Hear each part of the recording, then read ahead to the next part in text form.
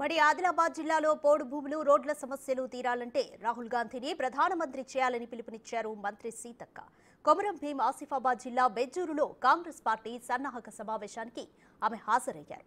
NDA ప్రభుత్వం ప్రైవేటీకరణకు పెద్దపీట వేస్తోందని సీతక్క విమర్శించారు. ఆదిలాబాద్ ఎంపీగా ఒక ఆడబిడ్డకు అవకాశం కల్పించాలంటూ కాంగ్రెస్ అభ్యర్థి ఆత్రం సుగుణ విజ్ఞప్తి చేశారు. ప్రజలందరికీ ఒకటే విజ్ఞప్తి చేస్తా ఉన్నాం. 10 సంవత్సరాల బీజేపీ పాలనలో ఈ దేశ సంపదను మొత్తం కూడా దోస్తులకు దోచిపెట్టిండు.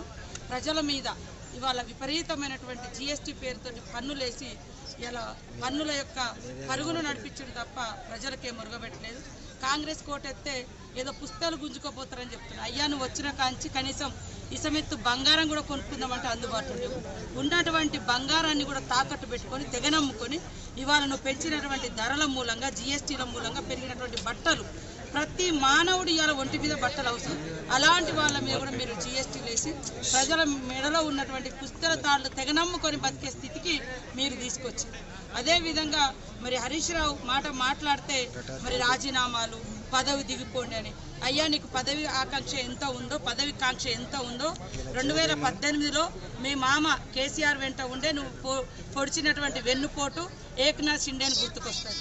ఎందుకంటే అందుకని 2018 ఎన్నికలలో నువ్వు ఒక గుంపు పెట్టుకొని ఒక ఏక్నాథ్ షిండే కావాలని నువ్వు చాలా మందికి డబ్బులు ఇచ్చినవని మీ మామ మీ వాళ్ళే నీకు పదవి ఇవ్వకుండా చాలా రోజులు ఆపిర్రు అనేది కూడా ప్రజలు అనుకుంటున్నటువంటి విషయం, మీడియాలో కూడా వచ్చినటువంటి విషయం.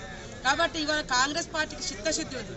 ఇవాళ రుణమాఫీ అంటేనే ఈ దేశంలో care of address Congress, guarantee అంటేనే గ్యారంటీలో గ్యారంటీ కాంగ్రెస్. 10 ఏళ్ల నుంచి మీరు రుణమాఫీ చేయలేదు కాబట్టి ప్రజలు మాకు పట్టం కట్టింది. కొద్దిగా కూడా ఓపిక లేకుండా అధికారం పోయిందనేటువంటి అసహనంతో మీకు తెలుసు ఆయన ఎంత ఉందంటే ఇగో నువ్వు దిగిపోవు నేను కట్టేస్తా కాళేశ్వరం నీ ఆధ్వర్యంలో కదా కట్టితే 1,00,000 కోట్లు నీళ్ళలో పోసినావు హరీష్ రావు. ఇవాళ అవినీతిలో కొట్టుకుపోయింది. మీరు దిగిపోండి మేము కట్టి చూపిస్తా ఉంటాం. 1,00,000 కోట్లు తిన్నా సరిపోదని మళ్ళీ తెగిపోయిందని కూడా నువ్వే కట్టడం కోసం నీకు ముఖ్యమంత్రి పదవి కావాలని ఇవాళ రైతుల పేరు పెట్టుకొని మళ్ళీ అట్లా అప్పుడు ఆ రోజు కూడా విద్యార్థులను చావులకు ఎగదోసి నువ్వు తప్పుకొని పోయి పదవులు అనుభవించను. ఇది మీ చరిత్ర. కాబట్టి కాంగ్రెస్ అనడానికి ఈ టీఆర్ఎస్ బీజేపీకి ఎలాంటి అర్హత లేదు.